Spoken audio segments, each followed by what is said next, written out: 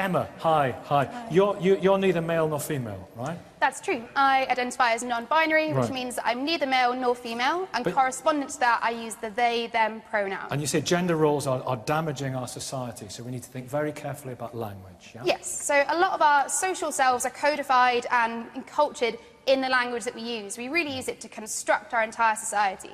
And what's certainly true is that there is a huge variance of gender presentation and gender identity within humankind. There isn't simply men and women. Exactly, humankind in place of mankind. You wouldn't say mankind, that should be, you know... I wouldn't, just because humankind is a more accurate descriptor, in the same way that me using they, them is a more accurate descriptor of my identity than using he or she. Would you use Homo sapiens?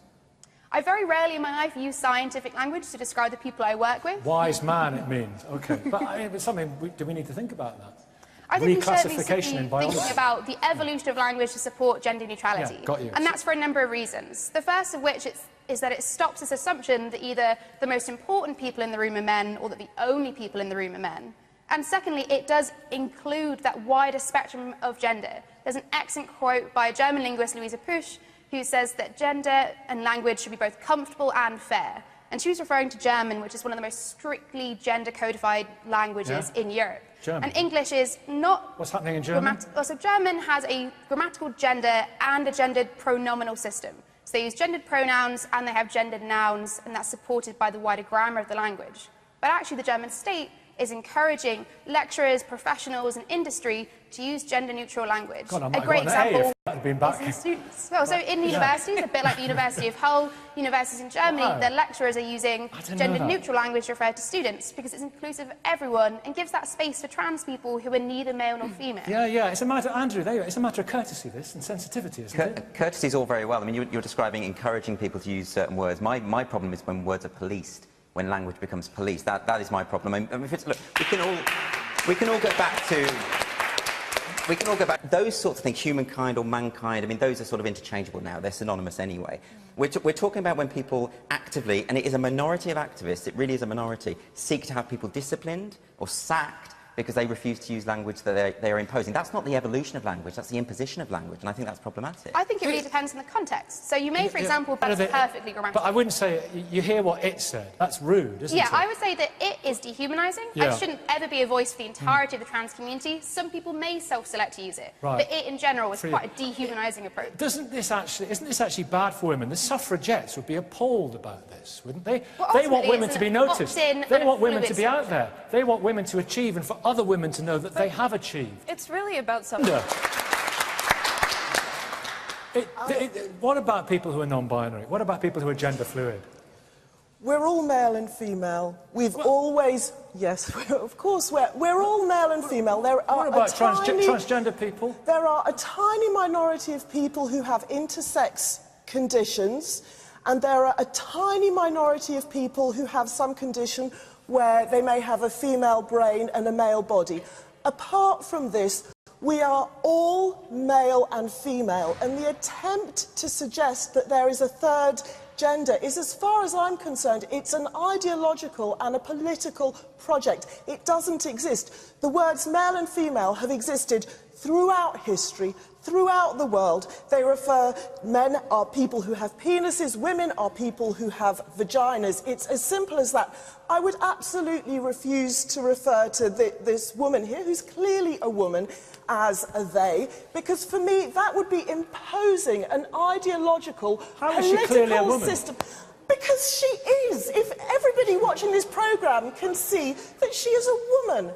And that is imposing. That's your problem. I think that's actually your imposing. problem. You're imposing. No, you are asking me to engage in an ideological, political system which I disagree with. I believe we are all male and female. And by what they should be called is imposing an ideological system. No, I really want to come back and address just some of the scientific inaccuracies.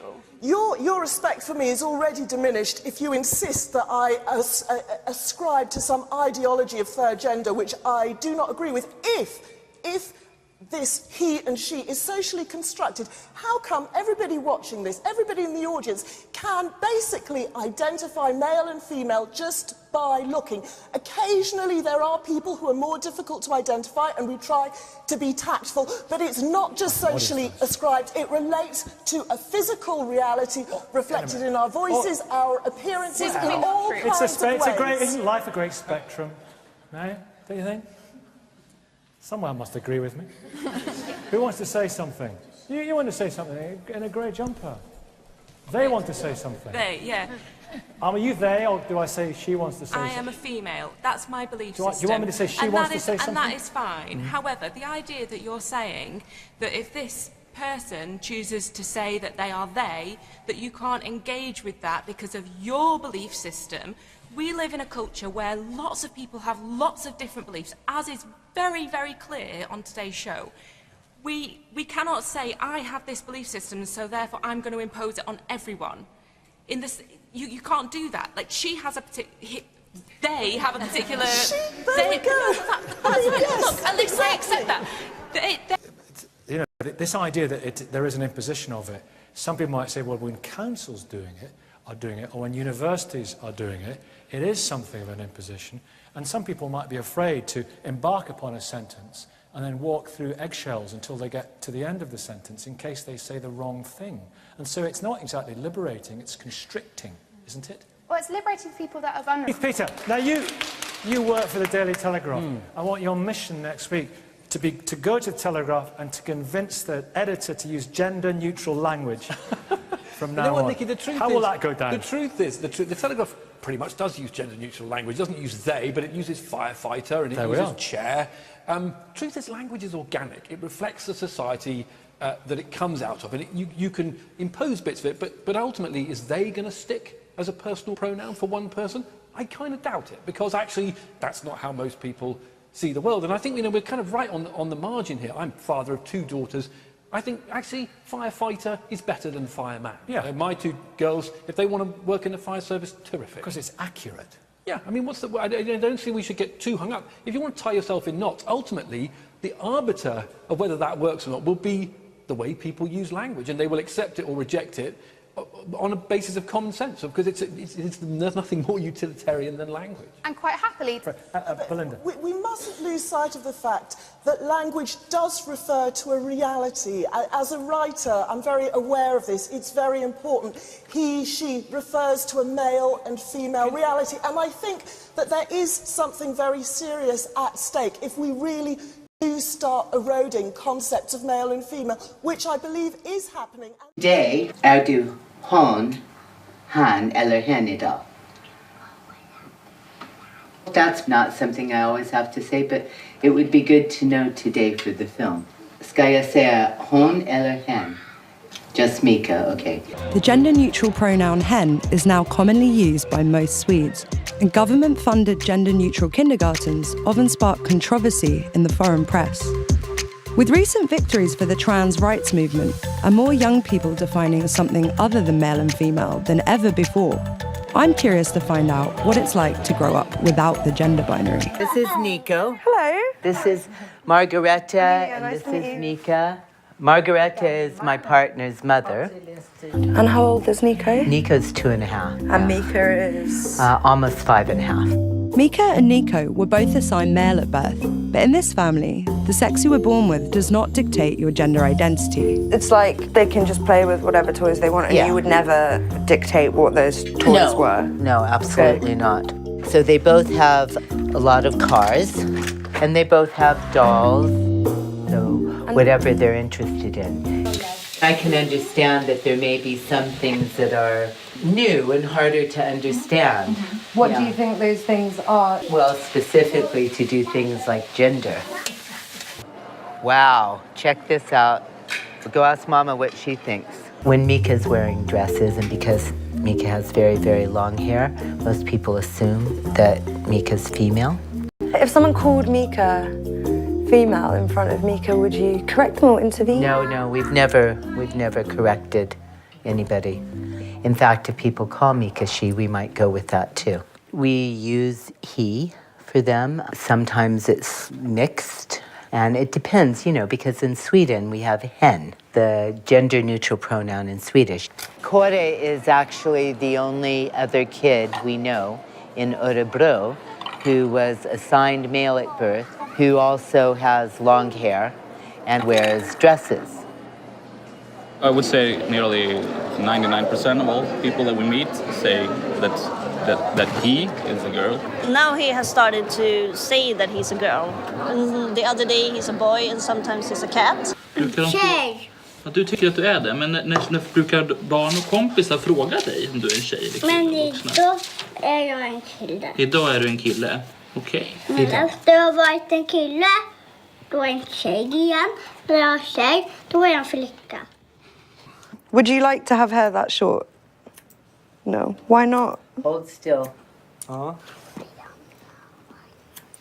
If they should call you hon, han, eller hen. Han? Hen. Hen. Hen. You want them to call you hen? Like, yes. What do you want to be when you grow up? I want to be a builder. A builder? Yeah. What do you want to build? A house? Ska jag säga hon eller hen? Just Mika, okay. Hey Mika, why don't you like it when people ask hen, hun, han, hen? Don't like. When you ask Mika about gender, Mika doesn't always seem to want to talk about it. Why do you think that is? Dr. Eberhard has written books on raising kids, and a recent article he wrote heavily criticised attitudes to gender in Swedish kindergartens.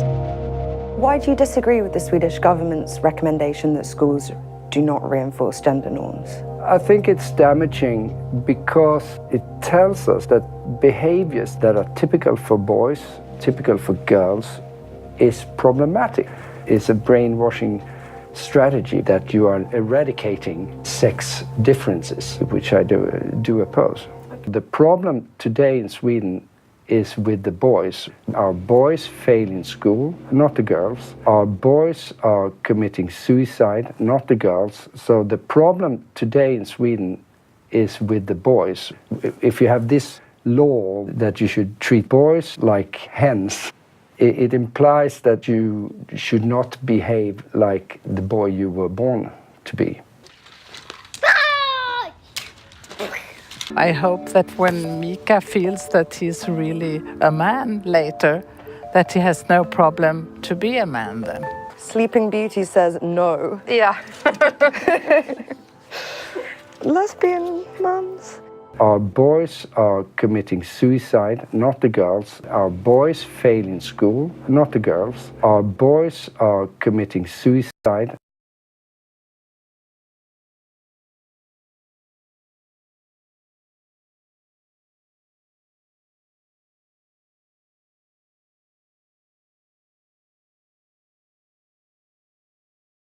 Supermjuka hjältar. Vad säger jag? Ja, men superhjältar, de kan vara som vanliga människor. Spiderman måste också gå på toaletten.